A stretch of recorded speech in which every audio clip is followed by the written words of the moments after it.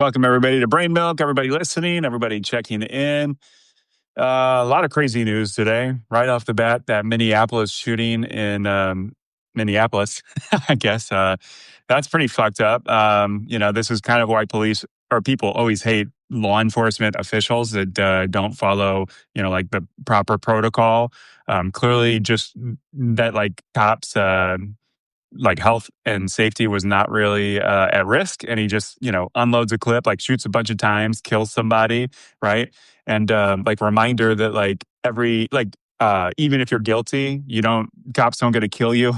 That Yeah, extrajudicial murder is like a bad thing, and just because someone is fleeing the scene of the crime, in which we're not even sure that was exactly what was happening here. Like I think somebody was reporting that maybe like they were like telling her to go away, and obviously she's afraid for her life, right? Like there's all these cops coming at her and, guns pulled on her. So what was your takeaways from that, like just horrific, obvious murder that we all witnessed?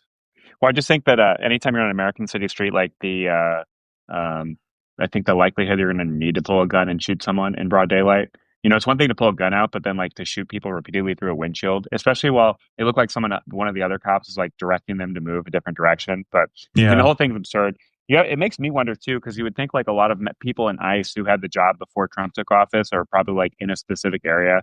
They probably don't get like shipped around as much, like deployments or whatever. So that makes me wonder of like the people who are signed up, the 50,000 people or whatever they tried to get. They haven't been on the force very long, right? So they're not nearly as trained as other people. So yeah, it's just a dangerous situation when you put a bunch of people in city streets to do stuff like this. And I don't know, the quality of some of the people who they talk about joining ICE isn't probably that high, and they're giving like fat bonuses and stuff. And there's probably a lot of people who just want to be mean to immigrants, and so it's kind of a horrible concoction of people who probably shouldn't be there on the streets, who are overarmed, doing things they shouldn't be doing, looking for people to try to deport or whatever, or arrest. And then Yeah. anytime you're dealing with people who fear of being arrested, or that have good reason to believe that if they, I don't know, act out in any way they could be arrested, that's just a bad situation.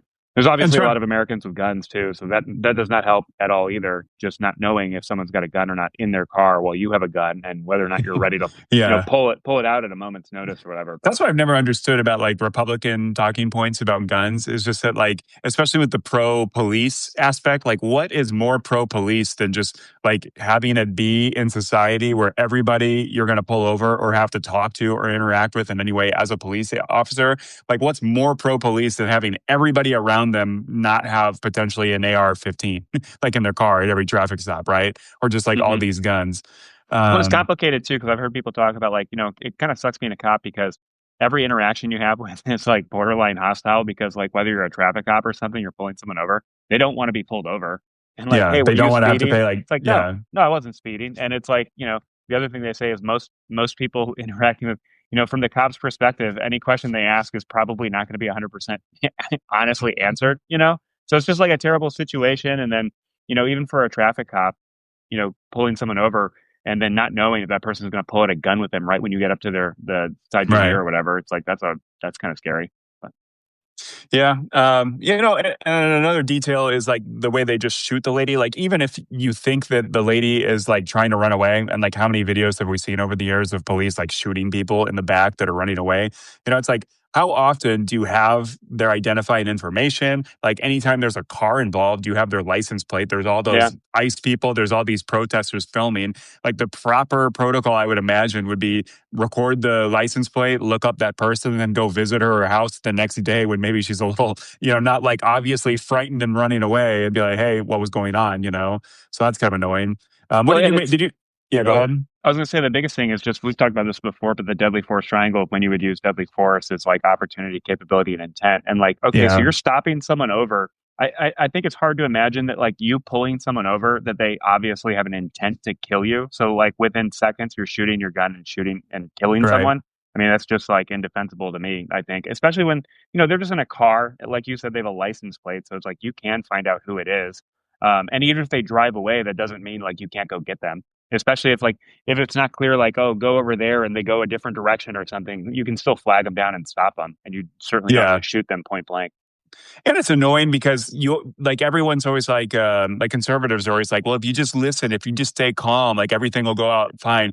But it's like we have this expectation that people, when police are pointing guns at them and screaming at them, that like regular citizens should be totally calm and keep their composure. But then, cops can just start emptying their clips the second they feel threatened. And then you get all these like cop union lawyers saying, oh, they thought their life was threatened. That's the training. They did everything perfectly, exactly how they're trained. It's like, okay, yeah, you just unloaded a clip on somebody in like 3 seconds. So it's just, I hate that idea where it's just like random people have to just keep total calm while police are like roid raging and going, losing their Well, I shit. mean, to be fair, And I don't, hold on, and I don't mean to say police too. This is obviously ICE, and as much as like the shit, as much shit as police got, we are kind of depending on police to like stand up for the ICE's infringements on our civic and human rights, in these cities. And it was kind of good. You're seeing a lot of police like not really care about ICE. I've seen some videos of ICE people like being arrested for things like drunk driving, even, or like, hey, I'm federal. It's like, we don't give a fuck. It's like, cool. But anyway, go on. What were you going to say? oh, I was just going to say to the piece about like people freaking out when they're being arrested. I think that something that's important for people to remember that like the best thing to do if you're like stopped and arrested on Monday wrongly is like open a lawsuit on Tuesday. So like you probably should be kind of passive and just do what they tell you, right? Because if you're being mistreated, and it's a little harder with ICE because you don't have the identities of people, but Yeah. I like Sam Harris talked a lot about that a couple years ago about like what to do for self-defense, but then it's also like interacting with police forces and stuff. And to some extent, like if everyone's afraid, everyone's got a gun. If everyone's afraid, someone could kill them. If everyone's afraid, of a variety of different things, like maybe you should be kind of passive. Certainly with like ICE and stuff, because like I mean, the average ICE person right now, if they've really hired 50,000 new law enforcement people in ICE, like they don't have a lot of Incel training. losers. Well, they don't have a lot of experience, right? So like Yeah. that's one of the things like experience of knowing what to do in a situation, and because like your intuition might be wrong, especially when your adrenaline's going. So I think for Yeah. some people, like it's fine to protest. It's American culture to protest, right? That's our right as Americans. But if you're actually personally interacting face to face with a cop, maybe you should be a little more passive and just stop. But that's a different way of looking at it, I guess, or a different side. Yeah. And, there's the thing that, like, if you get roughed up, by law enforcement, some people get like tens of millions of dollars in Yeah. lawsuits. So it's like, I might take a beating or something if I'm going to sue the cop in the cities and then live off the rest of my life off of like $30 million off of, civic. I don't Well, I mean, know. that's like the thing, right? That's how you solve the injustice of like police Yeah. stopping you and wrongly arresting you for no reason. Is like, yeah, I'll fucking open a lawsuit tomorrow. Yeah. And you do that once you're no longer detained with Yeah. a police officer with a gun right next to you. Yeah, unfortunately for this lady in Minneapolis, though, she's dead, and you got this psycho cop. But it really seems like not everyone, but like a lot of people are like, "Fuck that cop, put him in prison, arrest him." That is like just a straight up murder we all witnessed. But that goes back to Um, the deadly force triangle, right? Did that lady have an opportunity to kill him? Probably not. He's got a car, but the law enforcement guy or ICE guy could have sidestepped it. He could have walked away. yeah, He could have turned but he did around. sidestep it, and then he leans in and just starts shooting like right into Yeah.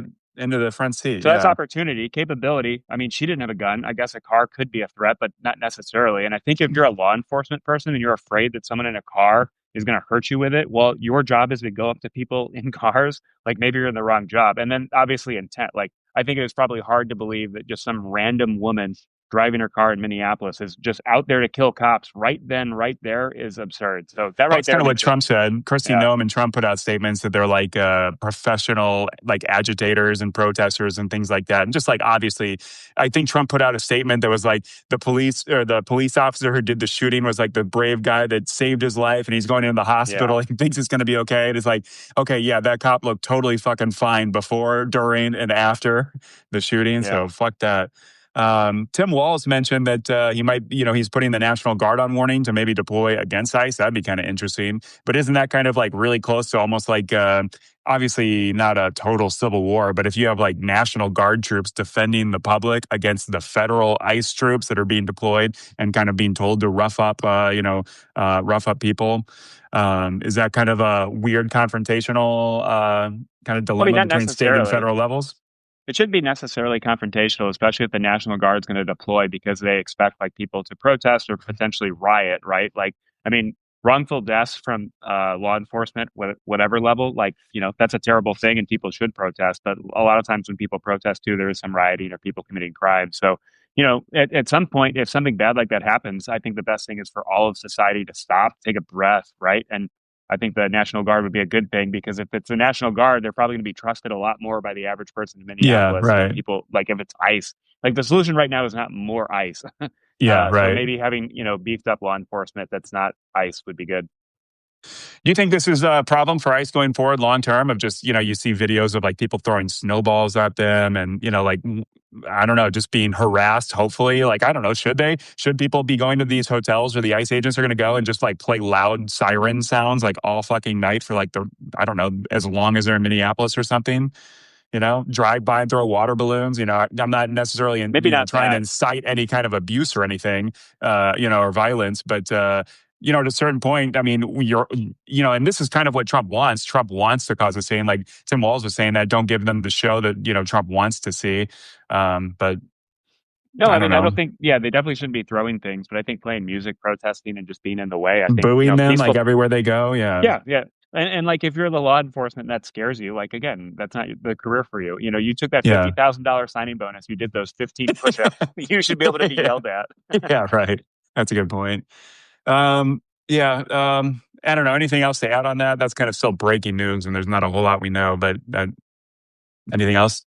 Well, I mean, the good thing is, and the power of social media that like so many people are going to see that. So hopefully, ICE tones it down a little bit, and whoever is running those groups of ICE members and stuff, things are hopefully going to change for the better. They're going to change how they operate, at least for the time being, right? That's like the danger when you're just sending people to like cause trouble in cities like that, like sending ICE to go. I mean, that's like the big thing. Like even their stated mission of like we're just going to go to Home Depot and look for people who look Mexican and deport them. Like that's not a good situation, right? And then you're obviously going to get Americans because you have quotas on how many people you're supposed to arrest a day or week or month or whatever. So, I mean, the whole situation's kind of fucked, but I don't know. Well, reminder that Trump got the Republican budget. ICE they gave ICE more money than like most countries have for their entire military. So that's something to look forward to. Yeah. Well, A and little like depressing. if they're competent at their job at all, you're just going to see them bothering more American citizens, arresting more American citizens. Because if they're actually effective at their job, it's going to be really freaking hard in 8 months from now for them to be finding these illegal Yeah, immigrants that they right. say are everywhere.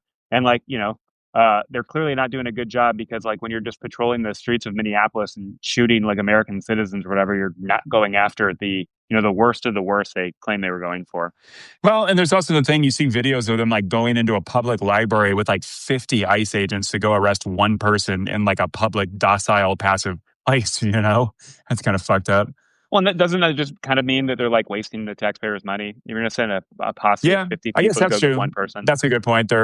We should support them wasting just giant amounts of money instead of applying it to like, I don't know, military gear or like insane shit. Um, Ken Jennings had a good tweet. He was kind of going viral. He said he's at the prosecute the former regime at every level kind of litmus test for his 2028 candidates. I think obviously with ICE, and then we're going to go to Venezuela next. But there's a lot of just like patently illegal norms breaking things about the Venezuela thing. But I don't. Do you wish that the next Democrats are all on the same page? Like, no, Merrick Garland, we're not going to slow walk this. We're not going to take our time. We're not going to we're not going to try to bridge the divide or anything. Just fucking put all the people who deserve it in jail, prosecute them all, Yeah, I mean, I thought about this. go This scorch is earth something. on it. Yeah, this is something I've cared about for a long time. And I think like if you're going to have laws, you should enforce them, right? So like Yeah, at the very little level, like people say, "Oh, these cops like I got pulled over, I got a speeding ticket, reckless driving for going 15 over." It's like, yeah, the fucking laws, the speed limit.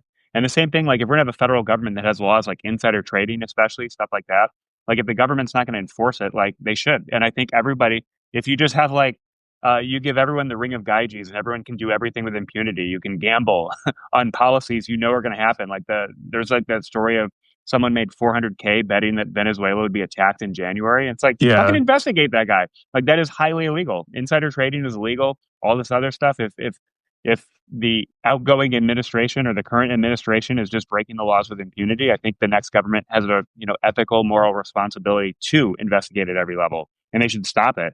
If nothing else, stop the rampant corruption and just like the the insider trading and everything like that, and then obviously the huge abuses of power that we're seeing, like, on the daily. Yeah. Speaking of that, let's go to Venezuela. It's kind of a doldrum moment on that because he just arrested Maduro. There doesn't seem to be any plan about what to do next on day two. And like the entire world and certainly America is just kind of like coasting these last few days of like, what happens next? What's going on? Does anyone have any idea? And like, we're kind of getting conflicted messages from everybody. But what's your kind of, before we get really deep into the weeds on it, what's your kind of, like taking a break and saying, "Whoa!" Like, what's your initial reactions to everything with Venezuela? Well, I think it's funny because like everything that's coming out, everything they're saying, how they respond to like questions from the press kind of like undermines everything and that justified any reason for doing it in the first place. Like, first it's about drugs, but then while they're planning for this, they're releasing the guy from Honduras who was like a major Yeah, drug dealer. right.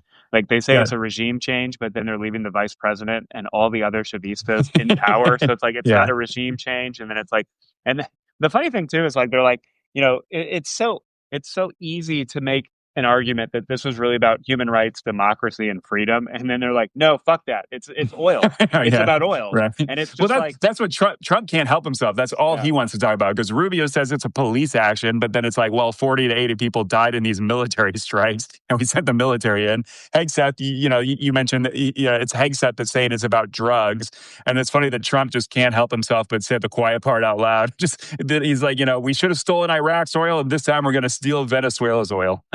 Yeah, I That's mean, what it's he's going wild. Like, for. there's 25% of the Venezuelan population lives outside of Venezuela because the country's been a clusterfuck for like 10 years. Something that's fascinating is that apparently the GDP of Venezuela has gone down like 70% from 10 years ago. So, like, Maduro has just like run the country in the ground, which is like absurd to me, right? That the GDP was like so much higher 10 years ago. Yeah. And yeah, so Well, I've read some articles that was talking about how like the oil industry is really like practically like just broken down and like they don't have the experience anymore. And like they're already only extracting like just the cheapest, shittiest, like most tarry kind of oil. That's all they have the capacity for. And then they can't really refine it. So, it's just like that the political corruption and then the political just kind of stagnation has just like utterly destroyed their ability to extract and profit off of the resource that they have, oil, which they have like the biggest resource, the oil kind of reserves in the entire world. yeah, what are your initial thoughts on the?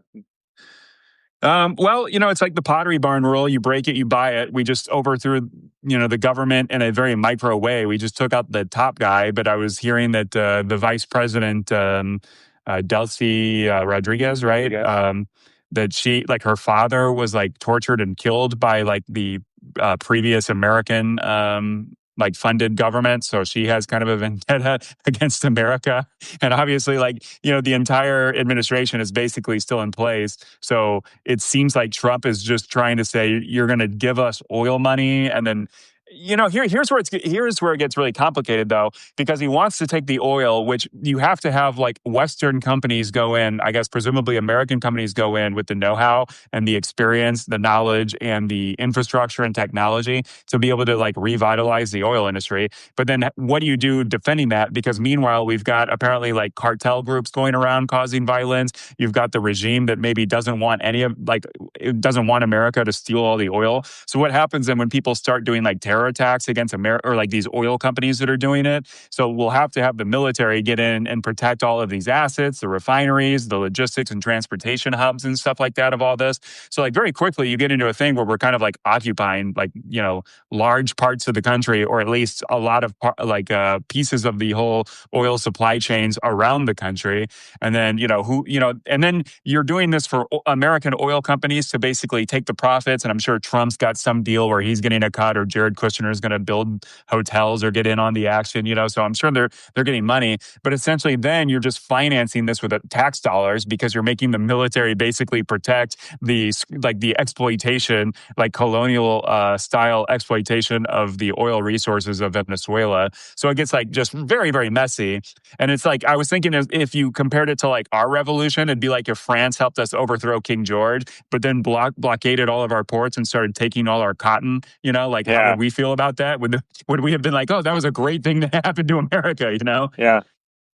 Well, I mean, plus the other thing too is like investing there is going to be weird because A, like what company is going to think it's going to be a stable environment until there's like some actual Yeah. political, um, regime change, right? And then this is already the regime that came after nationalization of the oil industry in the past. So like Yeah. it's They're like going to you're gonna want to spend nationalize it again. yeah, you're gonna spend like $3 billion investing in it to get the oil out, and then once it starts pumping, the government's gonna be like, "This is Yeah. ours now," or just And like there's some reports that those companies are very reluctant to get in on this because, first off, we're not going to get this oil money very quickly, right? It's a very dilapidated system. The oil is so tarry, like you're really going to have to like there's only a few places that can refine this like kind of low quality oil to begin with. So a lot of these companies are very reluctant to get in because they're risk averse. They're giant conglomerates, that are not trying to just waste a lot of money and then like 4 years down the line just have a bunch of terror attacks or a nationalization kind of thing or like a giant revolution. Just take all of the money that they're investing right now. And then I heard some reports that it might take upwards of like 10 or 20 years to actually start making profit off this, especially because right now oil prices are so historically low that your investment is gonna, you're gonna have to be in it long term, like 30, 40 years to make any profit off of this heavy, heavy upfront investments. well, that's the supply and demand too, because even if they pump a lot out, there's a lot of places in the world that can pump oil way cheaper than American can. So like American shale companies, they need a price point at a certain level. Yeah, So if you just exactly. flood with Venezuela, flood the market with Venezuelan oil, like shale oil companies will probably some of them will go under or stop producing. So then it kind of negates the whole point of doing it for the oil because we'll offset it by oil profit losses somewhere else. And like you said, that's still going to probably have to be defended. People like Yeah. uh, like a lot And of that's oil and companies. that's taxpayers basically funding the defense and the protection and the security of private oil companies making all the profit. Those oil Yeah, companies are going to be sharing that money with the taxpayers. yeah. Such bullshit. Um, and it's kind of interesting too because there's no plan on what to do now that Maduro's gone, right? Because the last few days they were kind of like shuffling around, like, oh, maybe Marco Rubio in the State Department will take over. Maybe it'll be Stephen Miller vice, right? It's like first off, if you were Venezuela and Stephen Miller becomes your kind of like dictator or something, like what would you do? Do you just kill yourself? Having a gargoyle for your like colonial or Yeah, imperial overlord. goddamn Nosferatu. he's gonna lure I don't know people in the wilderness and suck their blood or something. Well, I had a funny thought too because like I thought it's funny because saying it's all about human rights and democracy and then saying no, it's about the oil. It's kind of like Yeah. it would be like if you were like being recognized for like basically stopping a guy from mugging a woman, but then you mugged the woman saying, Yeah, I it's wanted the exactly like first, like that. I Yeah, deserve right. it. Tim Miller on his podcast, The Bulwark, which I recommend everybody watch. I love that podcast. But he was talking about how like this is like literally a golden opportunity to stand up for like the American values of democracy and self-sovereignty because we're getting rid of this like horrible dictator that tortures and abuses the people and steals all the money and has like ruined the country. And you have this like the election winner, Mercado, who just won a Nobel Peace Prize for her efforts to bring back the country that is like very willing to step in and become like some kind of interim leader or something. So it's like you literally have the Goldilocks ticket or the golden ticket of just like, for all of history, having your Oh yeah. legacy be you're the one who fixed Venezuela, you freed the people and then gave them democracy. And Trump just can't help himself but be like, fuck, we should have taken the oil in Iraq. We got to take the oil in Venezuela. And it's not even that much money. He wants to take like something, what is it? He wants to take like a couple weeks worth of oil. I don't know. It's not even, I guess it's not even really worthwhile at this point to like go down any rabbit hole of anything he claims because it'll change in 6 minutes, let alone like 3 days. Yeah. Um, let's see.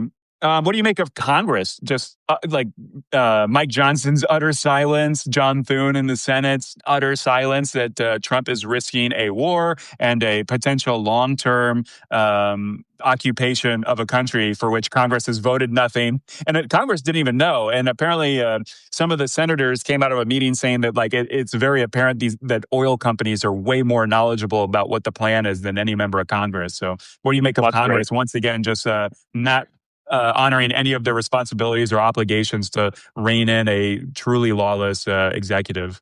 Yeah, they're I think it's safe to say that Congress is probably abdicating the responsibility given to them by the Constitution, which says that they have the the right over declaring war. And like, this is something the country's been kind of dancing around like for decades, obviously going back to Vietnam, like the idea that like the president can just do anything they want and then the only obligation the president has to Congress is like have to notify them within like 90 days or Yeah, whatever. And then right. it's like then you get into like the game theory of like, well, if we send U.S. troops out and then they come back, can we send them out again and never have to tell Congress? So, I mean, one thing is funny because like if you and not to be too like nerdy historical, but like going back to the Magna Carta like 1,000 years ago in England, like just the idea that like, hey, the king can't just like wage war without telling us and asking us for permission, Yeah. and like back then the big thing was like the king is just like arbitrarily like, I need all of your money so that I can build an army to go to France and take France. And like they said no. And it's like the same thing, like even though the scale is smaller, like, every time the president authorizes a missile to be launched, like that's our fucking money they just burned in the ground, whether or Yeah. not it had some tactical or operational point, right? And like the fact of the matter, Congress should be at least informed, and Congress probably should be voting on this, right? Like and that's the thing, like they can't do that because I don't think like if you had asked Congress like 3 months ago, hey, can we get a declaration of war on Venezuela so we can go take out Maduro? Like that would fuck up the plans, and like Congress probably wouldn't approve that. It'd be a huge debate. But it's just like, so then the fact that they didn't do any of that and they're just doing it anyway is like not good either. Yeah. What do you make of Greenland? Do you think we should take Greenland? Do you think Trump feels emboldened now? He's like, well, why don't I just take Greenland too? Um, Well, the funniest thing about Greenland and specifically Denmark, and this is like all like if you read books about like the Cold War or like American spying or like, just like everything bad you think about America's foreign policy that like people like the tropes, like, oh, we spy on every country. And it's like if you really read about it, like Denmark's actually like front and center, like Denmark has apparently never denied any American president any request of military operations in Denmark or especially Greenland. Like there's Air Force bases up there. They have radar stations since like the 1950s and stuff. So like the yeah. idea that like, oh, this is about defending NATO, defending Europe, defending the Western Hemisphere, it's like absurd because we already have American stuff up there. And then apparently too, like America like asked Denmark during the Cold War, like, hey, can we set up a base to spy on other European countries in your country? And Denmark said, yeah, sure. So it's like the idea that like Denmark isn't like Yeah. completely on board and pro America, and that Yeah. like, And even now, somehow. like, if we ask Greenland, like, they wouldn't like help us. They wouldn't let us just go like develop a bunch of those like metal or mineral like desires that we want to have, or have any new military base or any radar installation. But instead, like always, Donald Trump is doing like this interaction with Greenland in just like the dickish, most asshole manner possible, right? That's like self defeating because he's just pissing off all Greenlanders to hate him and hate any kind of American action because he's so heavy handed with it. Yeah. And I mean, the weird thing too is like, well, it's not weird, but I mean, it's just funny because like there's not that many Greenlanders. So like the idea that we would take this by force is kind of ludicrous. Like if you really wanted to bribe Greenlanders, don't you think you could set up like a public site and be like, we're going to give every Greenlander $2 million to just become like a U.S. state? Like, do you Yeah. think like what would that vote total end up being? Which is kind of funny. It's, if you give 30,000 people like $2 million, it's only like a couple tens of billions of dollars, which is like a drop in the bucket for our spending. So I mean, we're spending $2 trillion in the in the red this year alone, and that's just our budget deficit, not even how much we're spending. Like, but yeah, I don't have. I mean, it's a dumb idea that we would take it by force. I like how Stephen Miller goes full realist. His policy on Greenland is the strong do what they want, and the weak Yeah. suffer what they Yeah. must. I listened to his statement, and I think it was that Jake Tapper clip that was kind of Yeah, going viral because he just comes across as like a lunatic. But he's talking about like, to protect the free world, America needs to take Greenland. It's like, yeah, to protect the free world, we need to take away the freedom of Denmark. We need to disband NATO. We need to just tell every country that's not us to go fuck themselves and do whatever we want. well, it's like What do that you nutty doublespeak from the military in the Vietnam War when they're like, to save the village, we had to destroy it. It's like, yes, yeah, that's good strategy. right. Yeah, we had to burn all their houses or their huts. Yeah. Um, let's see. What was I going to say? Oh yeah. What about NATO? You get like these statements from the other countries in NATO saying like this is obviously like a red line. We're not like. I mean, is there anything NATO can do? Aren't they still kind of like really dependent on the nuclear umbrella? Is there any Well, real the bite to that threat? the UK and Yeah, France have nukes, and I can imagine a situation where a variety of other countries in Europe, especially ones that have like nuclear power already, could probably create a nuclear weapon. pretty Um, fast. yeah, I mean the biggest thing for me, and you mentioned it earlier, is just like, what's the fucking U.S. Senate doing? Like, why do we care what NATO's going to do? Why doesn't the Senate just say, okay, we're going to pass a bill right now that says you can't invade Greenland? And like, it's embarrassing that that Do you has to think that be. would pass?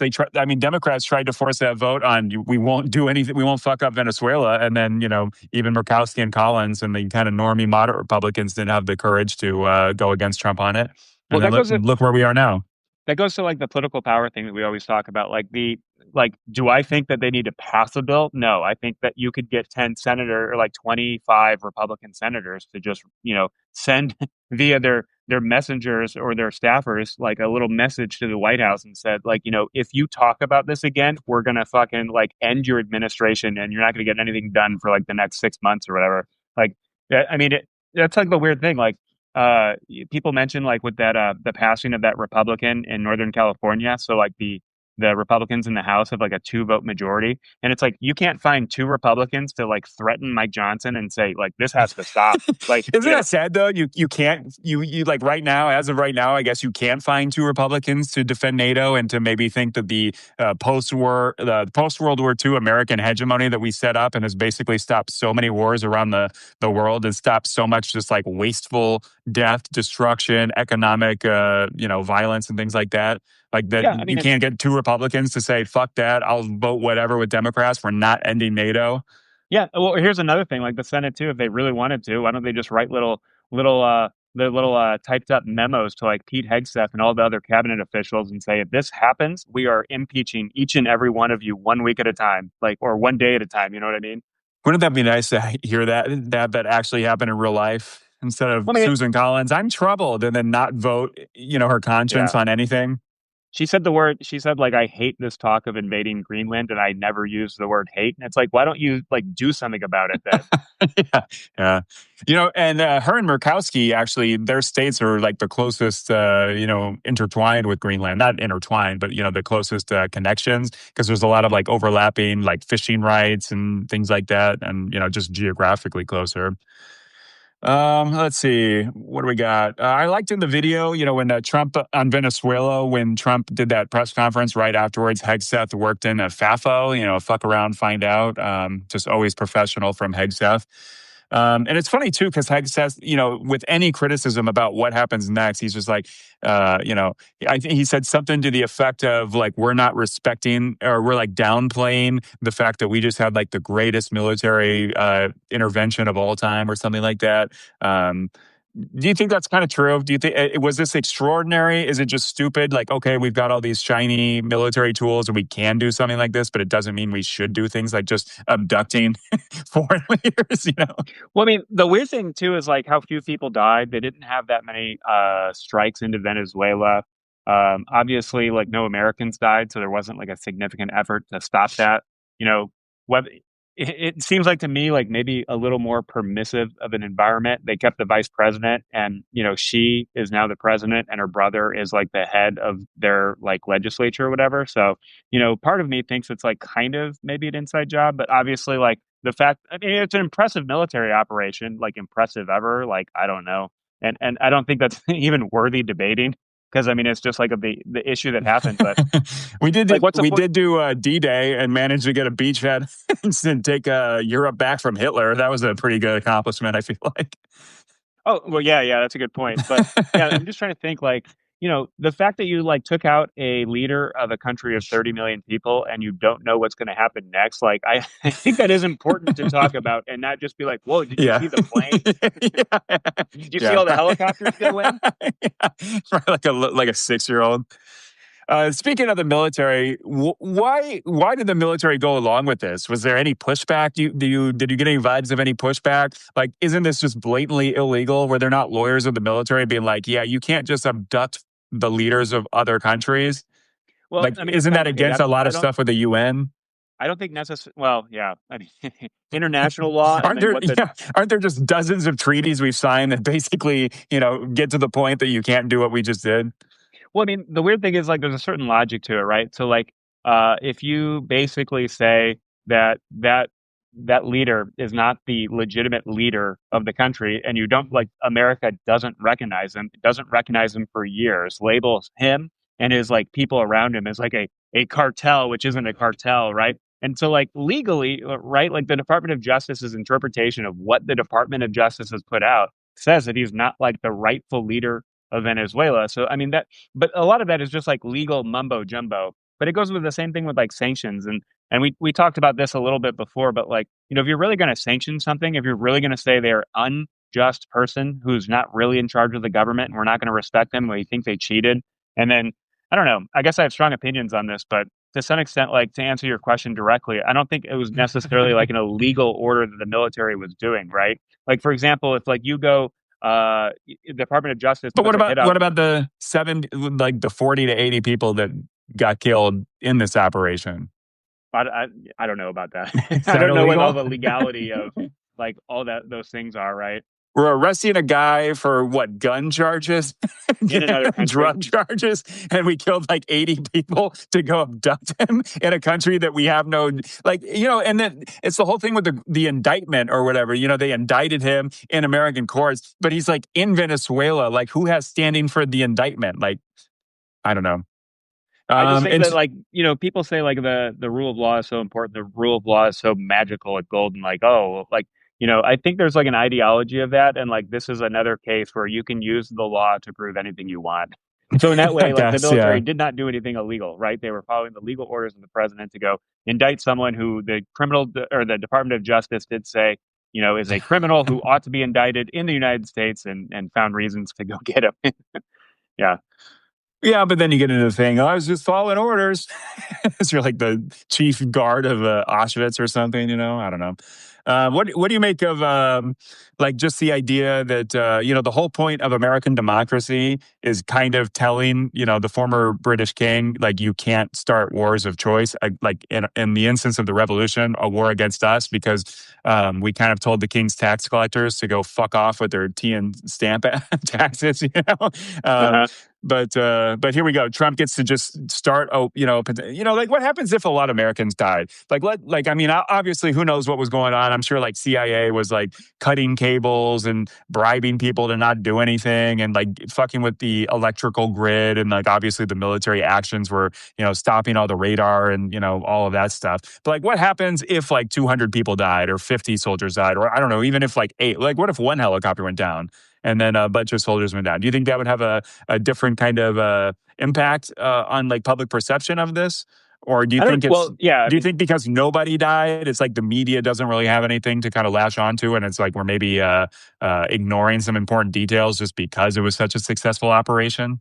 no, that's a great point. They absolutely are ignoring a lot of like the political international relations and Yeah. geopolitical ramifications of this because of its success. But I mean, now that I'm thinking about it though, to your earlier question on the legality, it's like to some extent it's like no different than like what we've been doing on the global war on terror for 20 years, right? Or 24 years now. But at least that Because technically had like the authorization of force that Congress voted and then like, renewed a couple times or whatever. There's no but it gets authorization complicated of because force here. they called them narco terrorists. So like they're literally legally defining them as some kind of Nah, I guess terrorist. you're And right. I guess that's yeah. technically true. Yeah. What do you make of that? People in Trump's administration were talking about that he did not want Maria Corina Machado to take over. He said she was not respected. There was some like grumbling, I guess, on background that Trump was mad that she accepted the Nobel Peace Prize. Like, oh, he's just a little whiny bitch, Trump. But like, obviously, I mean, obviously Trump is not beholden to people who like democracy. So you're like, hey, let me get together and we'll bring back democracy to Venezuela. That's not really a good selling point when you're on a call with Trump, right? But so, he's not pro-democracy. Like, I don't know, I guess I had a lot of notes. Maybe I just kind of lost the thread on that one. Here's another good point. Venezuela is twice the size of Iraq. So if we really get involved in some kind of like occupation, just know that Venezuela, I guess would require what, twice as many troops as Iraq, at least. There's all that jungle topography. So if we really get involved in a war, It's I highly feel like mountainous. yeah, mountainous with jungles, which I think is a little bit worse for us to do anything about with our drones flying over with like the cover of the jungle than like just the desert in Iraq is. I guess there's But the, it would be a horrible like second, third, fourth order effects because like yeah, if we were gonna send like troops in, like it'd be horrible to have Americans there. I think like part of the agreement and why they're keeping the VP in and who's now the president is because like they do have control of the military and I mean it really is kind of a regime, right? And so they do have control. And you can't just take out of like for like regimes like this, you can't just take out the political leadership because like the military isn't heavily involved in the political and the economic as well. So in a lot of countries like this, the military itself just takes and siphons money off the top of all kinds of government yeah. programs and They're services kind of too. behind So a lot of companies and agencies yeah, and and then if have you're going to take monopolies away, here and there in the economy.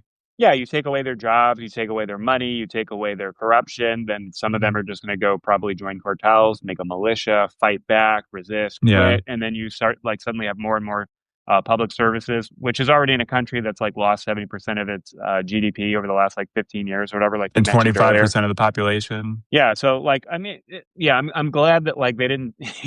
I mean, to some extent, this is probably the most dangerous after this like this highly successful military operation. Like you can imagine easily where this is like where hubris sets in. They go, well, that worked. Let's do this. Or like oh, we're so much smarter than Bush and all the neocons 25 years ago.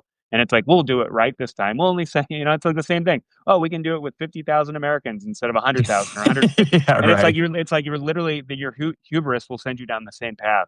So I hope that doesn't happen. But I mean, that's the whole point I think of keeping the VP, and now she's president, and her family because her brother's like the head of the legislature. Like okay, you took Yeah. out Maduro, but now you've got this family-run business, which may be Yeah. even worse than having it power at least devolved between a couple groups of people. So I guess we'll see. That's a really good point.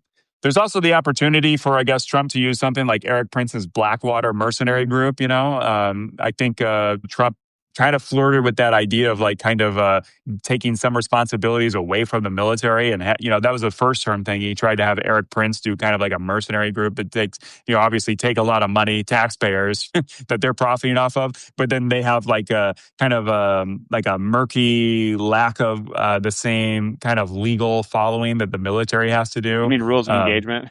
yeah, rules of engagement. Yeah. Yeah. Well, Will we just start paying cartels? Like, will Trump just say, "Hey, play ball, and we'll give you some of the oil money" or something like that? Will we just be heavily involved in kind of the cartels that Trump keeps complaining about and saying is such a problem that we need to take out? yeah, I mean, and that'd be the 21st century doesn't need more mercenaries. You know what I mean? More countries Yeah, run by right. mercenaries and stuff. What do you make of like a lot of people have been talking about like the spheres of in the spheres of influence like argument, and it's like it for me it's like so shockingly stupid because it's like such like pre 1945 way of looking at the world. I was just reminded of like the idea of that like we just own the Western Hemisphere. First off, as if we didn't already, right? So like having Russia have like a couple ships visit some ports here and there in Venezuela and Cuba, it's like they weren't really a threat. That like they were selling some oil there. Like how is that a threat to us, right? I think and who was it? Ann Applebaum or someone was talking about how like America like doesn't need spheres of influence because we're already the top dog. Why are we limiting ourselves by Yeah, saying we're right. going to stick to the Western Hemisphere? Why are we giving Russia and China anything? You know what I mean? Well, unfortunately, with Trump, it's just that he's so dumb and he doesn't know anything, and he doesn't know where any country is on the map, and certainly doesn't know anything about their history or even really America's history. So for him, he's just like, why should we care about Taiwan or Ukraine or insert any country, right? Because he's just a moron and he doesn't read anything. So unfortunately, Trump would be limiting America's reach, soft power. But for him, it would just be like, they're ripping us off somehow. We're spending money by being there. Just bring everybody here and we'll just worry about what's in our backyard. So Trump only has to look at one side of the map. Well, like the dumbest thing for me is like the thought like the premise of having a sphere of influence is stupid anyway because like okay, so we're gonna have some like we're gonna replace one dictator in Venezuela with another who may or may not give us a small cut of some oil. Like okay, how is that a win? First of all, for America, it's like oh yeah, swinging for the fences there. But the other thing is like just the acknowledgement of spheres of influence is so anti-American and anti-American foreign policy since like 1898 that it just like like bogs the mind. Like the idea that we would trade like Venezuela and kicking Russia out and then giving Russia all of Eastern Europe, which is like 100 million people, like 70 million more Yeah, people than right. Venezuela, much more like if you're just doing the numbers of like people, GDP, economy, spending power, it's like, yeah, like why would we give up large chunks of the world to other countries who are jackasses? And just so we can feel good that we have like Greenland and Venezuela and maybe Panama or something, like it's just so silly. And I was just reading because like I was rereading about 1889 or sorry 1899 and John Hay, the Secretary of State with the open door policy. Are you familiar with that? Not too much. So, like, basically, before this time, in 1899, all the European countries were trying to carve up China, and then China was the big market that every developing economy wanted to have a piece of, so they could just have the millions of pre-poor Chinese people buy their products and stuff. So John Hay was the Secretary of State and just said, we're going to do this open door policy, which is basically America's going to just refuse to acknowledge any spheres of influence. Yeah. Our traders will go wherever the fuck they want, and Europe, you can't do anything about it. And like, did it have the most teeth? No. And like, but like, that was like that was the world America lived in. Spheres of influence limit America's access to trade, which makes us better off. So like any premise or acceptance of any sphere of influence is actually zero sum against us. So the Yeah, idea that like right. people in the Trump administration talk about it as if it's a good thing, as if it's something we should return to is just it goes 100 years of American foreign policy just out the window in ways that like demonstrably hurts us. That's true. What do you make of Donald Trump calling it the Don Roe doctrine? Does that offend you? Like, will that be branding that sticks that like our kids and grandchildren will read about in history books, just like the regular Monroe doctrine? Don Roe. Well, I have a lot of funny thoughts about that because, like, first off, it's funny that Trump stole it from another president, which is just so par for Trump. Yeah, The second thing yeah. is he stole it from James Monroe, the guy who wrote most of the Constitution, right? And then he also wrote most of the founding Federalist Papers, which a lot of them talked a lot about the dangers of having someone like Trump. So it's just funny that he stole it from James Monroe. And Donald Trump obviously takes like a shit on the Federalist Papers every single day. So it's just, yeah, it's quite fitting for him, I think. But the other thing is, Yeah. it's not even really a doctrine. And I think it's funny because I was just thinking of like, in Trump's brain, they always talk about how he's like obsessed with stuff from the 70s and 80s when he was like coming of age and he's Yeah. just like stuck there. And I wonder The if part last of him time you read a book, maybe.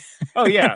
Like, and I was just wondering, is like, everyone talked about like the Colin Powell doctrine, and I wonder if Trump in his like years as like a 40-year-old or whatever just remembers that and the esteem they put on someone who served their country their their whole life and just thinks, oh, I wish I had a doctrine named after me. I'll have the Don Roe doctrine. And then the last thing of this relatively long diatribe is just it's not a doctrine because it's arbitrary. Like the Monroe Doctrine made sense coherently and like successive presidents could follow up on it and do it. And it's like imagine like in I don't know 16 years from now, if you're a president, you're like, huh, what would Donald Trump do in this situation? It's like I don't know, invade Peru, like Yeah. Steal whatever their top resource is. yeah. So it's stolen. It's stolen from a president who warned us about people like him, and it makes no coherent sense because it's Yeah. not a doctrine. That's a good point. Do you think Venezuela and Greenland and all of this is like a total collapse of all pretense of Trump's claim to be America first? And I know, like, you ask a MAGA person, and they'll be like, "Yeah, I'm just glad it's pissing off the liberals and it's fucking over the rest of the world." And they'll say, like, "Yeah, it's still America first. If we're going to steal all the oil and get that money, even though they're dumb and don't realize it's going to take forever, it's not going to be that much money, and then the money is not going to come to us anyway." But, like Trump said he'd create no new wars. He's basically bombed 8 countries already in his first year in office.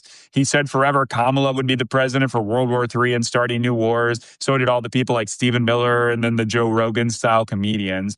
But like the idea that it's America first, like healthcare premiums are going up because the shitty Republican Congress didn't care to extend the Obamacare subsidies. Inflation's still going up. Cost of living's going up. Like everyone's lives are kind of getting demonstrably shittier. But here we are, America first. We're invading Venezuela. We're going to maybe steal Greenland. Like what is America first about that? And then last but not least, is it really just an indictment on MAGA people that like they have no coherent ideology whatsoever and everything is circumstantial and anecdotal? Because here they are saying, Trump, Trump, Trump, going to keep us out of wars. We're going to focus on America. We're going to prosper domestically. And then the second Trump starts doing the complete opposite of that, they're just like, yeah, fuck the liberals. Yeah, own the libs, own the rest of the world. Like, so is it just like completely bad faith that there's like just no reason to even believe anything they say about anything anymore because it's just totally No, circumstantial? yeah, I think no, it's that's totally the case, and I think Trump even talked about it. Like, I I just love that like Trump is becoming a caricature of all kinds of things, and I think like the most funny one is becoming right now is he's like literally becoming like Louis the 14th when he said like I am MAGA and MAGA loves everything I do and so do I. It's like literally him saying I am the state, and it's like Yeah. full Louis the 14th right now. Yeah, that's a good point. He kind of is with the gold everywhere. He's kind of building his own little Versailles ballroom. Well, to answer your question, then is it bad faith? Like, yeah, it's all like predicated on bullshit. Like, they change their they change what they're doing all the time. And it wasn't even long ago when like the Trump administration was telling people, "You're crazy if you think we're going to do anything in Venezuela. You're nuts if you think we're going to go Yeah, start right. a war with Venezuela." Yeah, and especially because when they were saying that a few months ago, like they were obviously beginning to plan to do exactly that, right? Like this plan was months in advance. Um, do you think we should go back to with Venezuela and these oil companies? Do you think we should have a real sharp pendulum shift back into that kind of woke social consciousness of like just hardcore attacking corporations online and just harassing people for like giving into all these fascist, like CBS giving into like every censorship in the media kind of demand from the Trump administration? Should people go back to like just hardcore, kind of Yeah, puritanically pile driving them on social media, boycotting? yeah, absolutely. Protesting. If you don't like what a company is doing, you should stop Yeah. giving them their money. Like that, you should just stop doing that. Like I think that's great. But I'm going I mean, beyond that, where you just like harass the CEOs and just make, kind of treat them like the kind of pariah or social exile that they maybe should become.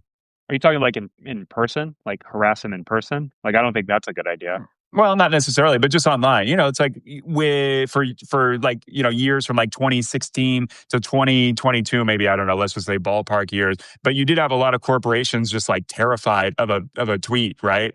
I don't know. Should we go back to that or does it just not have power anymore and that ship kind of sailed and Well, I don't think it matters anymore because a lot of the most powerful companies just don't care anymore. Like, do you think Mark Zuckerberg cares what the average person thinks about him or Facebook or his company? Like yeah, he's but just I mean, doing it's kind of people have kind of like lost interest, and maybe it's because it's not effective anymore. But I mean, it used to be a lot of people would be committed, and boycotts would have like serious, like the Target boycott really fucked Target a little bit.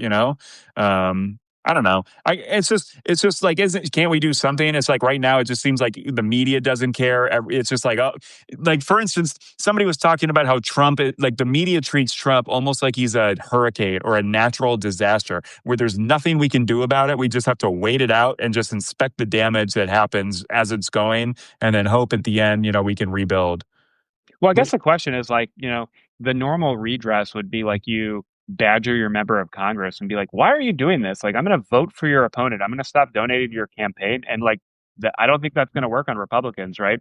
Like, they two Republicans in the House could basically take down Mike Johnson. Like any Republican basically can be like, "Hey, Democrats, what do you want? Like, give me this, yeah, this, and this, and I'll fucking take him down." I got like three people who said they would join me, and it's like that is it. Like all of this would stop. So it's like I don't know if it's like maybe it's like that's a good it's idea. I not should do some defeat. tweets about that. Been Yeah, doing I a mean, lot of tweets of trying to like manifest things that happen on the halfway post.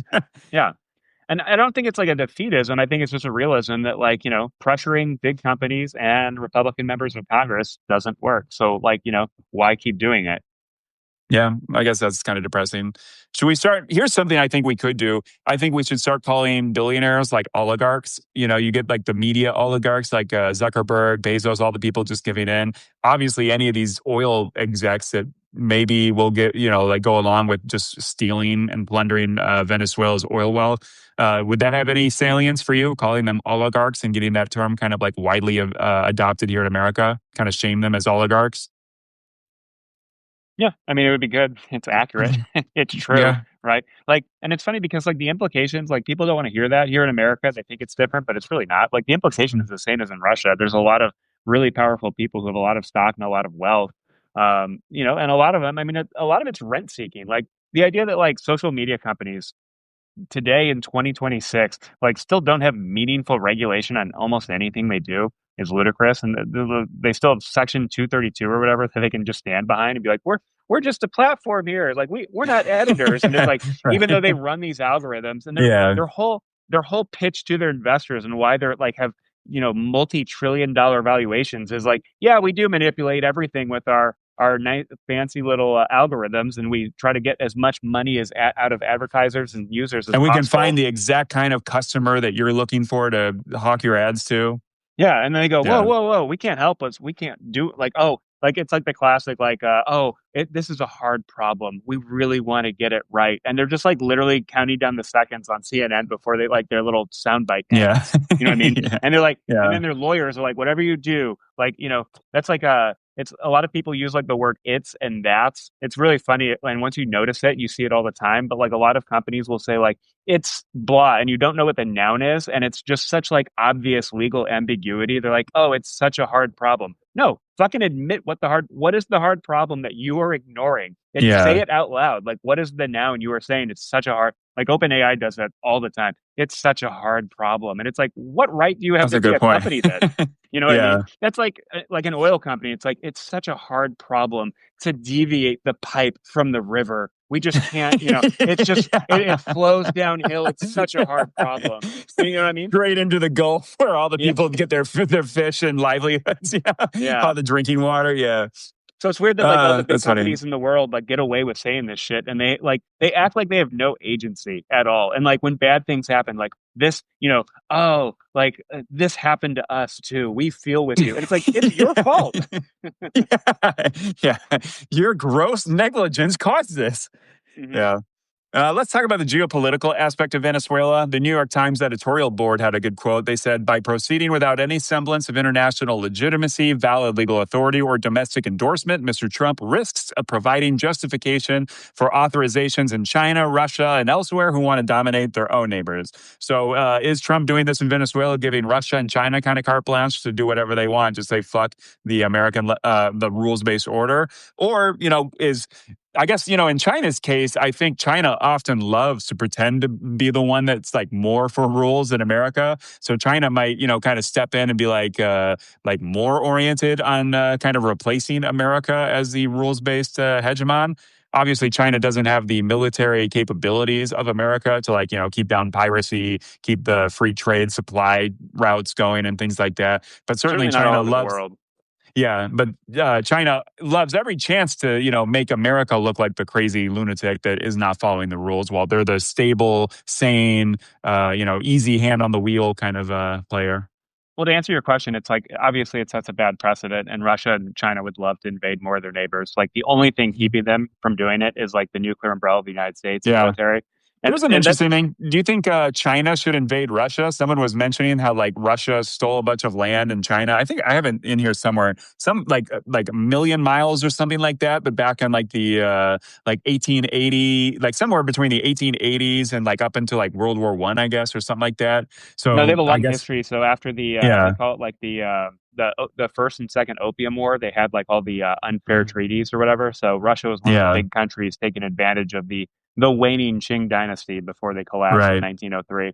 So But would that be I mean, interesting, or would that kind of fuck over China's plan to kind of have this like relatively cohesive anti-American kind of axis against American hegemony? Like, would it be? I mean, there's no way Russia could do anything if. I don't know. Should Mongolia steal a bunch of land from Russia? It's not like Russia can do anything with all their troops being like just slaughtered in Ukraine right now, right? I don't know if Mongolia could, but like, yeah, that's like the weird thing. That's like, people mention a lot that Like, should they're Mongolia just like every day, like, hey, we're taking 50 feet. well, Hey, that our like troops are moving 50 feet this way or something. Just how yeah, long could they get away with it before it's like Russia has bigger problems to deal with, right? then a bunch of Mongolians walking 10 feet every day. No, no. I mean, it's interesting because like a fact of like world history is that like Russia and China have borders that they do not like. They believe that their true borders includes other country and other people Yeah, that don't right. belong to them. And so like, what do you? And It's don't like want to be a part of them. Yeah, like Stephen Kotkin, the Mhm. historian, makes a great point. He talks about like the problem with like a lot of like would-be autocratic dictatorships that want more land is that they're less like France. And they're like, France used to be a country that had grand ambitions on everyone around them.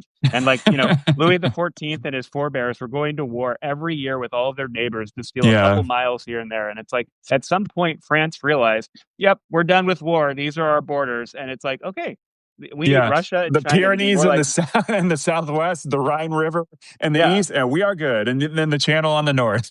Yeah. So, I mean, both like our big adversaries, like, frankly, just like they don't believe the borders they have. They lie when they talk about respect for like international Yeah, norms and stuff. Like, I mean, yeah, it goes back to my point that I've written about and we've talked about before. If America just said, Taiwan, you're on your own, Xi Jinping would like stop like eating his breakfast and call up the military and say, like, begin tomorrow. Like, I have yeah, no doubt in my mind, right? So, yeah, I don't know. It, to answer your question, it's a terrible precedent, and I think Russia and China would love to just take more yeah, land. Which really goes back to like yeah, the fact that it's like the gray zone warfare. Like Russia and China, like all their elite thinkers, like their versions of the National Security Agency or whatever, and national security advisors, like they talk openly about how like we are at war with the at war with the West, and they just don't know it. And like yeah. Americans, like we're peaceful people. Like it's like we're at war, full war, or we're not at war at all. And like we don't view it that way. So like, even like people talk about Deng Xiaoping in the 1980s and how, oh, he was so great. He opened up China. And it's like, yeah, the whole time he was fucking saying, we're just going to pretend to be nice so we can develop an economy and then take over the world. Like like, Yeah, it's like it's a classic thing. It's like, right. Chinese people write stuff in Chinese. It's all over the place. You can read it. Just a lot of people don't know Chinese. They don't read it. And it's like kind of boring because it's like communist speak. Communists aren't known for giving good speeches.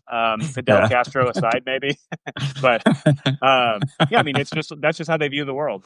Yeah. Yeah, China's demanding we free Maduro. Should Putin try to abduct or murder Zelensky? Like, is this just I kind of can ripping guarantee off? you he's probably tried. Like, is there any doubt in Yeah, your probably mind that right. he hasn't tried to bribe someone or poison him Yeah, or do that's probably a something good like that? point. Here's an interesting point. Somebody said, Daniel Dantastic on Threads. I saw this Threads post. He said, if the U.S. holds Venezuela to control its oil, we'll have seized a small portion, about 17 to 20% of the technology of the past because Venezuela is so backward and its tech is so obsolete.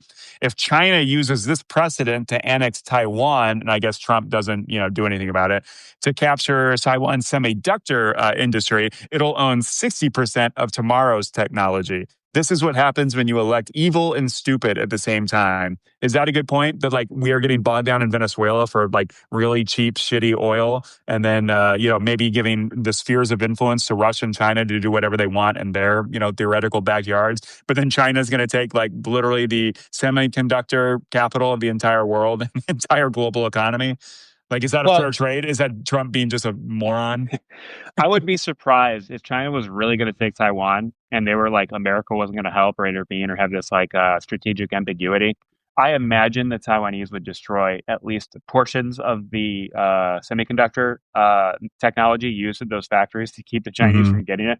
I also bet that like probably one of the first planes out of Taiwan are all the people who run those manufacturing plants. Like Yeah, right. I would imagine like there's probably I have no idea, but it would be weird if like they didn't prioritize getting those people who really know how to make those chips like on planes out of Taiwan to Yeah, right. America.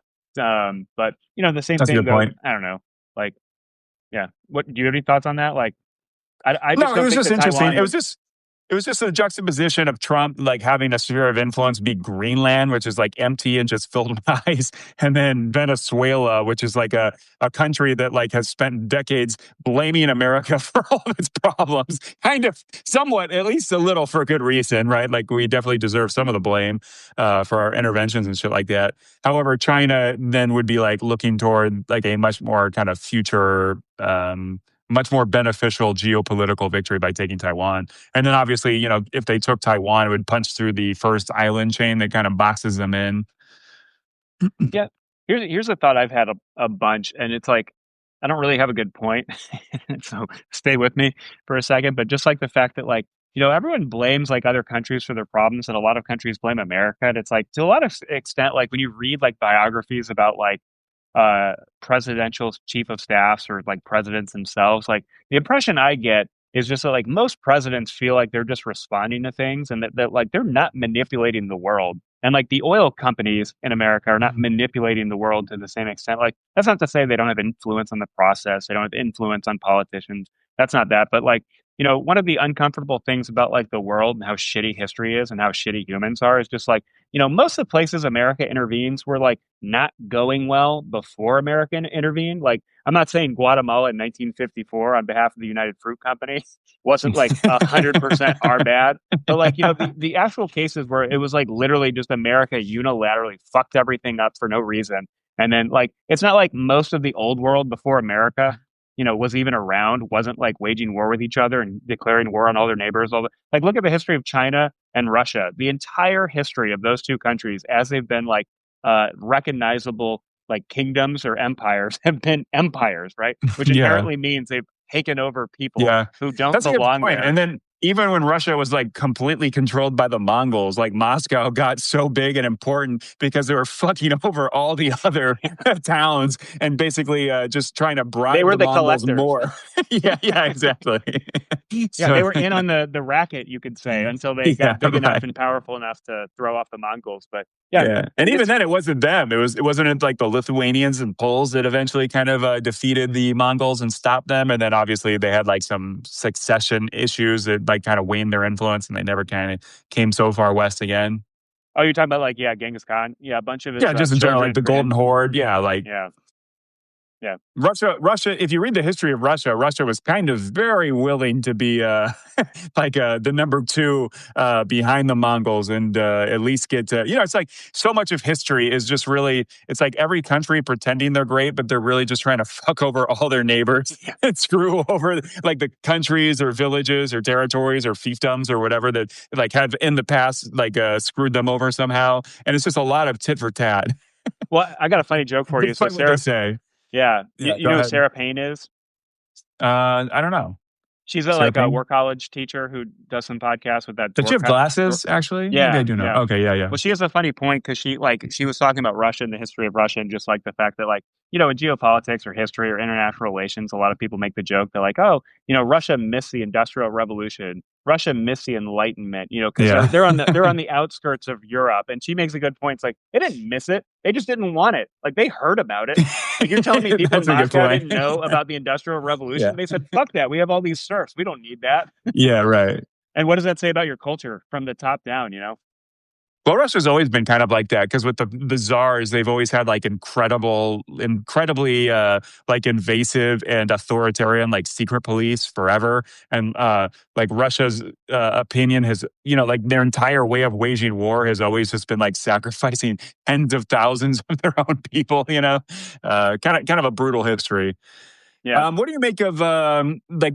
Okay, actually, here's something I wanted to throw by you. This is an idea I have. A lot of conservatives have this dumb idea of global leadership, like Trump's idea that we need to just tell people, like force people to do what we want. It's that Stephen Miller idea of like the strong will do what they want and the weak must suffer what they must, that kind Yeah. of thing. But it's like if America is really like the hegemonic global leader, like it's like the Spider-Man rule of like great power comes great responsibility. Like if you're the moral leader, you have to be rational and logical and normal, right? Like good leaders, and like if you're the global hegemon, we have to tell like terrorists in other countries, if you do this, we will do this. If you do that, we will do this. It's not Trump just like being the Charlie Day wild card, like no one knows what you're gonna do. But like as the responsible leadership, it's like it's like why would we not just constantly be telling people what we will do if you cross us? We're gonna be very clear. We're gonna do this. It'll be proportional. It won't be irrational where we're making people hate us for no reason, right? Because like what good leader, I guess, Trump's always a terrible leader that like he, famously in his businesses, he just makes all of his underlings like compete like with bloodthirst for his attention. And like, the whole thing of The Apprentice, you know what I mean? Like he's such an asshole and he always pits everybody against each other. And just like the loudest or the most asshole of his underlings is usually the one that wins out and gets his ear and is like the one who can talk to him last. And that's the idea he goes with. But it's just Trump's idea of leadership is so fucked up when as the world leader, we should be completely not surprising at all, right? We should be totally logical. Everybody should know exactly what's going to happen if they don't do what we want them to do, and that kind of thing. Any feedback to that? No, I mean, I completely agree. Like, you know, the fact that like the way technology is going with drones and stuff, it's going to get even worse. So like America kind of stepping back from leadership at a time when it's probably needed more is going to be weird because like the fact that the Houthi rebels can basically with some drones like knock out all the trade going through the Red Sea, like that's not good for the next foreseeable future that kind of thing Yeah. can happen.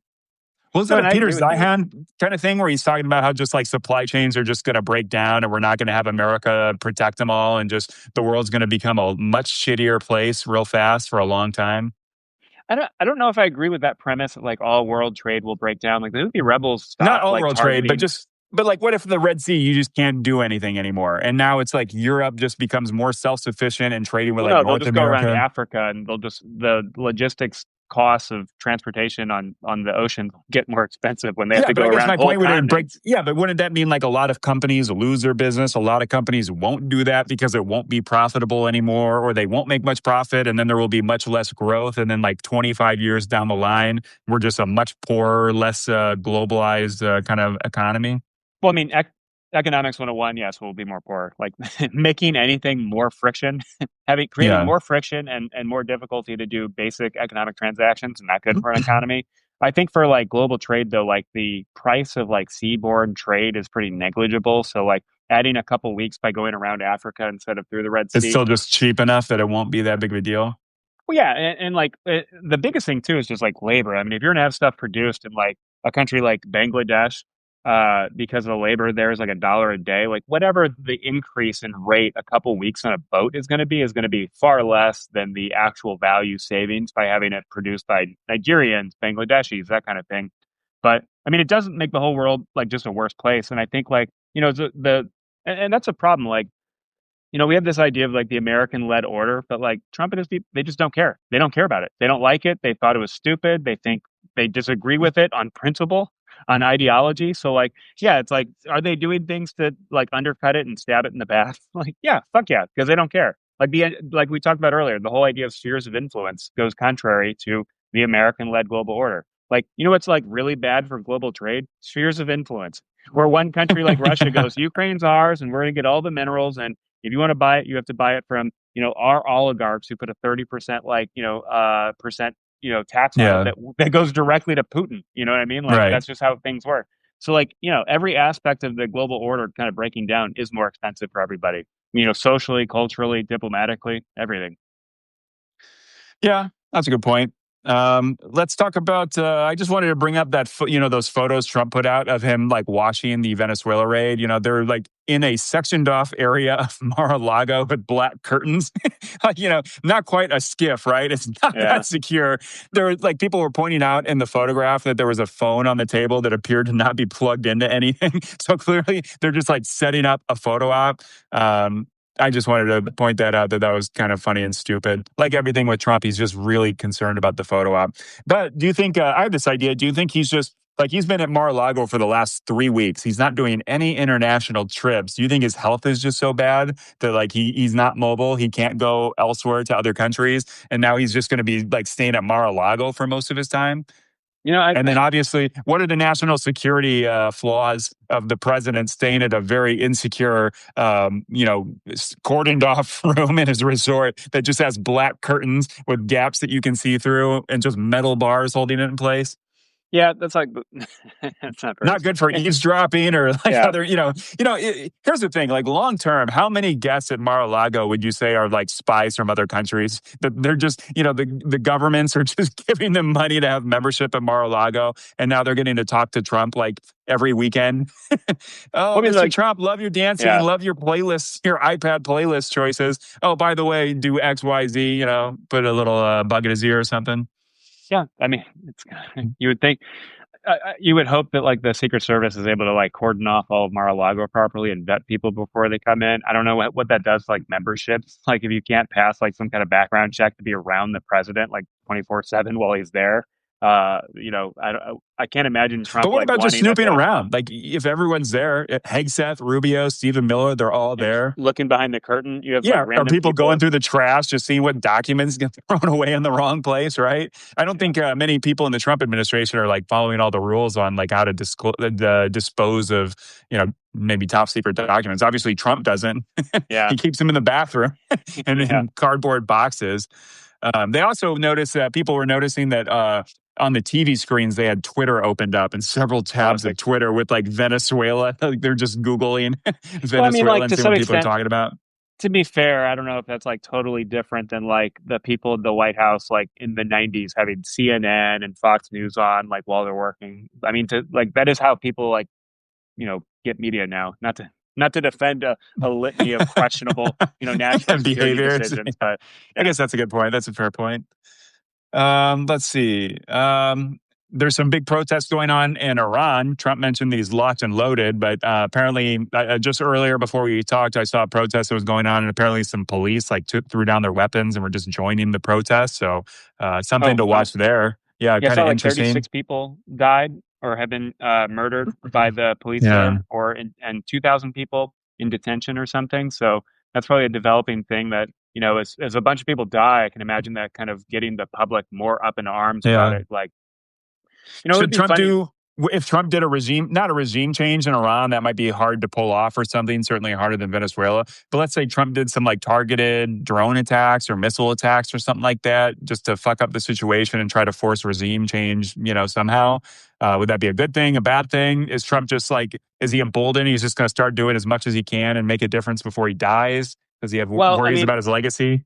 this is like the at least from an ethical, democratic, human rights kind of perspective, it's the same thing as Venezuela, where it's like the softest pitch, just coming in, just home run. If you just Yeah. swing at it, and like Trump could be like, we support the protesters. We do not think the government, we don't threaten to intervene if they like go after all the protesters and shoot them in the streets and stuff. And we care about human rights. But no, I mean, they would just probably say like, oh, we need Iran's oil now. It's like, you Yeah, know, right. I mean, yeah, I mean, that's a funny thing about Trump. And I've always thought this since he was elected, like he could be such a transformational president in a good way. And he could do so much good. It's just like, you mentioned earlier about morality. And it's kind of a funny discussion or thought provoking thing about someone who's like literally raped people before. So, like the Epstein files and all that. Like, I don't know, like the idea of where's the morality in this administration, I think has gone out the window. But that being said, like there is so much potential you could imagine and see where like, taking out Maduro and putting Venezuela back on a democratic path, supporting the protesters in Iran and like pressuring the regime there to like loosen up a little bit or change some meaningful way for the people there. And, ironically, support democratic movements all over the world. Protect Ukraine, for God's sake. A war that's Yeah. been going on for 5 years. But for whatever reason, they just are ideologically unable to do that and care. Yeah, and especially because Trump is such a cult leader, like he really has carte blanche to just bring along the entire Republican Party to anything he wants, regardless of how different it is what he said yesterday or what Republicans have spent their 40 years careers proclaiming. So Well, like in a just funny way, like no Democrat could do that. No Democrat yeah, could just flip on like half of the issues and just all Democrats would just go along with whatever it is yeah. because I mean, it's MAGA like the joke. or. It's like the joke about banks. Like if you owe the bank $10,000, that's your problem. But if you owe the bank $10 million, that's their problem. It's like Trump. Yeah, Like it's right. like for the Republican Party, if like Trump is like the 2016 candidate, that's your problem. Well, now Trump is like the entire Republican Party, the federal, state, and local level. Yeah. Now it's like everybody's Everyone's problem. problem. You know what I Yeah. mean?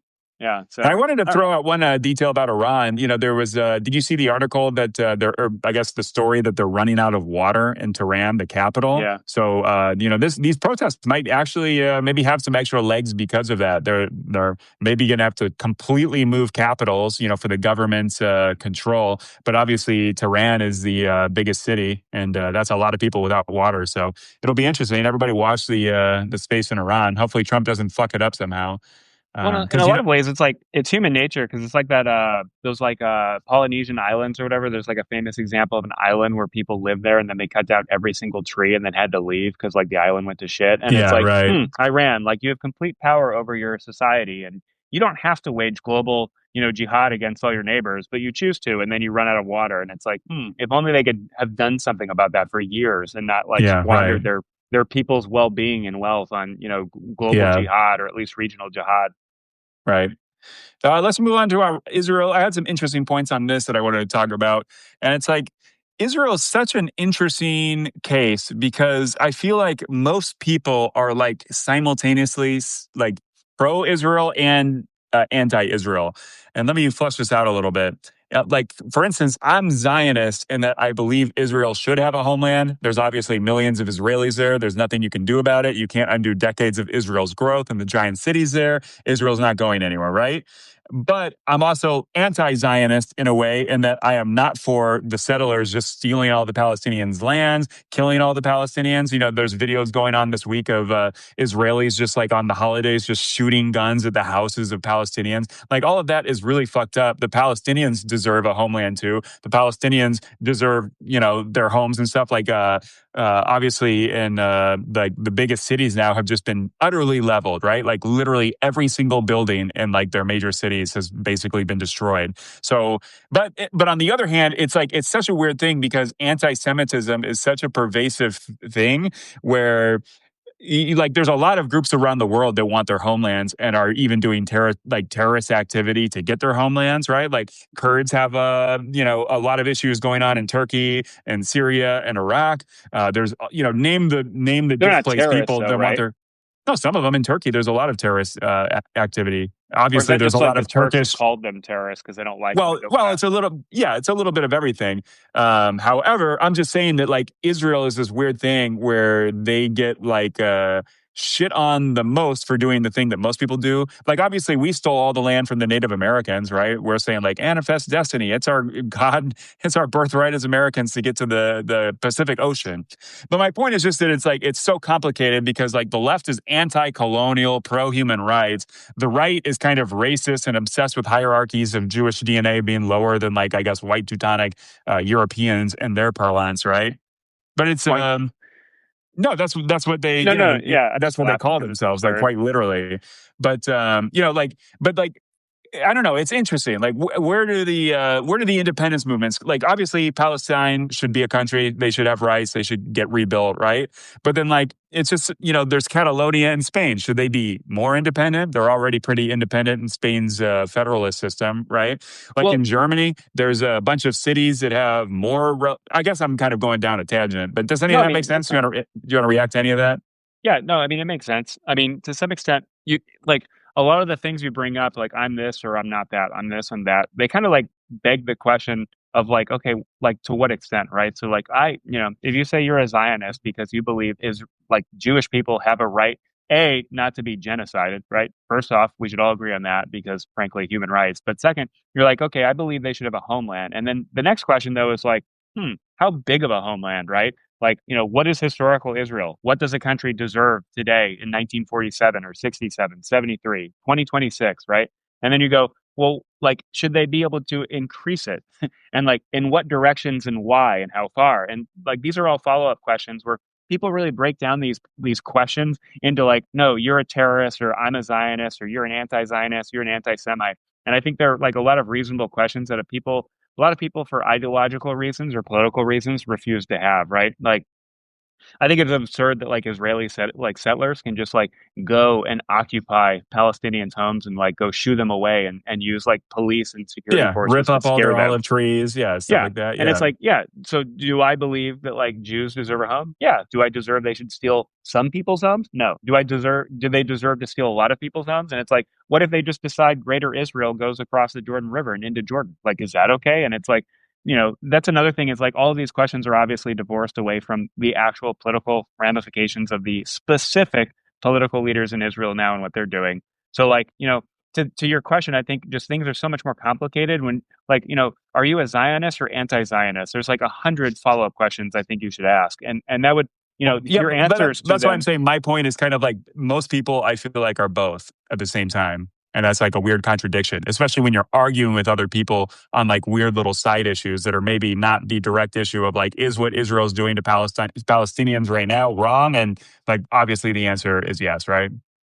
Yeah, no, absolutely. And and that's the other thing is like if you argue against something that's like obviously wrong, like it really, what is your ideological belief and why are you pushing that, right? Like, it goes the same thing like when Joe Biden was warning Netanyahu and Israelis after October 7th. It's like don't do what we did. Like we made mistakes, we regret it. Like things did not work out as planned.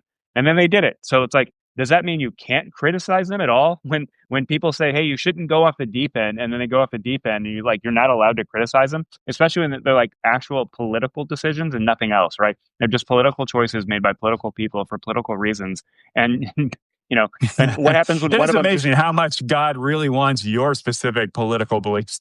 yeah, you yeah, know? exactly. So yeah, it's a weird thing, and it's almost it's like hard to have a good faith conversation about this topic particular, especially in this country with how ideological both sides are. Yeah, that's true. Moving over to Europe, do you think Europe, especially now with Trump, maybe risking maybe not open war with NATO? Because I don't think I don't know if I we're don't. really going to get into a war with Greenland or anything. But obviously, should NATO kick America out and really just go into a European kind of a new NATO that's just Europe and maybe Canada or something too? But do you think that they should be pushing the pedal to the metal in terms of like Germany rearming and having a bigger military, the nuclear umbrella in Britain and France kind of going along with the rest of the continent, maybe the UK getting back into a neo European Union, like taxing, uh, fixing the federal system so that you don't have just so many veto points from one country, obviously have a majority ruled bloc that everyone will agree to. And whether or It'll, not that involves a country like Slovakia and Hungary and some of the other kind of like Serbia and the other pro-Russian countries, like maybe exclude them. But I don't know. It seems like Europe has a lot of very tough, big, kind of like geopolitical reorganizing to do, right? Yeah, I'd say so, and I think it's probably long overdue. It'll be really interesting to see what they do politically because a lot of countries are going to have problems. Like someone was explaining that France spends like 55% of GDP per year, and a lot of that's on welfare and stuff. And then they have like Yeah. retirement ages at like 57, 62, that kind of thing, where like you can get a full government pension at like 62 and just live on it for decades. And then like talk about like declining demographics, all that stuff. But like, the point of the matter is like this analyst was saying that like if France wants to spend more in their military, they can't. There's no money. They've all the money in the country is being spent every year on welfare and like social services and like, that's fine. That's their decision over decades, right? Especially and it made sense especially with the American security umbrella. But it'll be Hmm. interesting to see. And then like, Germany doesn't really have a military right now. So they're spending a lot and they're trying to rearm. But you can't magically create a military in 3 years, let alone five. So like, it's going to take a long time. They're going to have to be continually spending more and more money, and getting people to enlist to become officers. That if Germany wanted to build two frigates right now, it might take 4 years, right? So like all Yeah. these things take time. Do I think it's probably a good thing? I do. And then like the positive, optimistic part of me thinks is like when MAGA goes away, hopefully like in 2029 or something, that like, America with a more rational, historically minded like president who like actually cares about like human rights and America's role as a force of good in this world, but having like a Europe that is actually credible, has a credible military capability that they've lacked for basically 70 years, I think would be a good thing. So in a weird way, I think that there could be some positive outcome to this. Like imagine like if Italy and France and the UK could meaningfully do things around the world and help, poor people around the world and provide some credible deterrence to would-be dictators in other parts of the world, right? Like I think like it's not good when America's like the only country that can credibly commit to protecting anyone.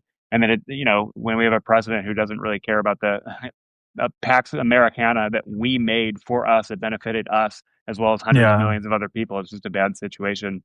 So I don't know. That's my long story. Like, what do you think about that? Like the fact that like many European countries like are gonna have to make some seriously hard political choices to Well, create. yeah, yeah. Well, I was thinking it was almost like would it kind of go the pattern of America, where like you're going to have to at the very beginning just have some kind of loose confederation, and maybe not like an Articles of Federation, but like right off the bat, we had 13 colonies that kind of didn't really agree on much. And like originally, the Constitution didn't really say a whole lot, and there wasn't much responsibility for the federal government outside of like the military paying off the debts from the Revolution. And then like a lot of things that the government turned into were really just George Washington just setting a bunch of precedents, and then like, a couple presidents after him, and then just the rest of the government kind of just following the precedents set by the founding fathers. Like even with the Supreme Court, right? Like judicial review was kind of a thing that the Supreme Court just kind of invented for itself, right? But in terms of Europe, though, I mean, it would have to be some loose. Yeah, I mean, with all the language differences, all the ego differences across the countries and cultures, like, it would obviously be a very long work in progress to be some kind of loose confederation for all the countries to buy into, especially when, like, right now, any country can veto, like, the European Union, like, dictates or whatever. But you'd have to have some kind of, like, Yeah, 2/3, 3/4 simple majority to pass it, that'll have to which means change. which means a lot of countries would be essentially giving up their power for a generation, or like their internal power to control their own countries for like a generation or two, right, at least, until Yeah, like a new consensus is kind of driven across the entire continent. yeah. I mean, to some extent, like, that's long overdue. No political system that needs like unanimous agreement is a good idea. Like, that's, Yeah, we talk about econ 101, that's like political science 101. Like, maybe yeah. make it easy to actually govern, which is Right. ironically sometimes like America's problem because we're like so democratic in some ways. Um, Ironically so, given what's going on. But yeah. Um, I don't know. The weird part is like just the fact that individual European countries have huge economies. They've got bigger economies than certainly Russia, and look at the capability Russia has. It's just a commitment and years of spending on a military to have some Yeah, incredible, and not to Russia's very great. They couldn't even waltz into a country that's touching their border, let alone having an invasion force have to go across any body of water, let alone a yeah. river. Like they Right. couldn't, like the Russian military couldn't go down the highway from their own Yeah. border. But yeah, so I mean, to some extent, like there's no reason why European countries couldn't have more capability. They've just chosen not to. And you're right. I think that if European Union becomes like the vehicle by which a lot of European countries want to plus up, their economy of scale and their collective self-defense and capability, I think they would have to change a bunch. And one of them is not having like spoilers who are secretly like Russian agents, like on the Yeah. inside. And then the other thing is just being like Yeah. more rational about like who gets European money and why. You know what I mean? Like people talked about how like Viktor Orban transformed Hungary's political system with European Union money, and like the bribes he was sending out to his people was like just checks from the European Union because like Hungary was a developing country. And like that was part Hmm. of the system. It was fair. Like it was good for Hungarians. Like they were getting European Union money. They were members of the European Union, and then the political system just started using it for nefarious purposes. So yeah, I mean it's no different than like America has to after Trump take a long thing. Like I was listening to George Conway talk because he's running for Congress now, and he's like, yeah, we thought we were good with the Department of Justice who just like stood aside from the president and just did the ethical thing and did their jobs, but it's like no, maybe we fucking have to put that in writing somewhere, and that Yeah. involves changing our political system. So, uh, 80 years after the post World War II era, I think a lot of countries just have to look inside and think, what do we need to change and why? I think every country's got stuff they probably need to change. Like, look at France, like maybe, or you mentioned like Greece before, and like maybe the average person shouldn't get a government pension at like 54. Like Yeah. maybe it's a horrible idea when people Right. live to 90. Again, that was a fantastic idea in 1953 or whenever any country, put that social net Yeah. policy in place. And like, yeah, 70 years later, people live longer. People, in And 1950, America's like, not funding their entire security apparatus and stuff. yeah, I mean, like the reality is like, I always love this because you like watch old movies and you see like hospital rooms in old movies and there's like, it's just a bed. It's like you just laid there and Yeah. died. Like that was healthcare. And it's like now you actually can spend like millions of dollars prolonging your life, which is great. But then Yeah. that also probably, Isolating specific cancers and yeah, increasingly even to your own genetic makeup. Yeah. yeah. So yeah, every country's got difficult decisions they have to make, and they should be making them. Unfortunately, we have a lot of right wing movements around the world saying "fuck immigrants," and that's like the a seriously large animating political animus for large groups of people in democracies all over the world.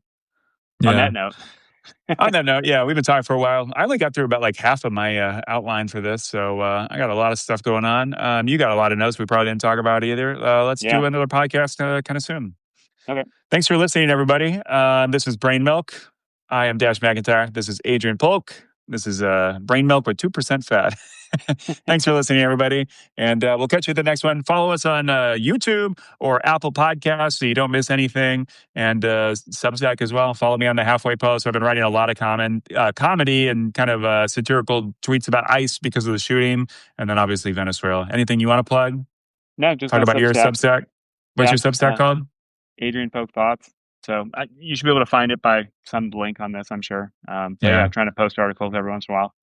Big Cool. ideas, Thanks I for think. watching, everybody. Yeah. All right, bye. Chill, everybody. Have a good rest of your week. See ya.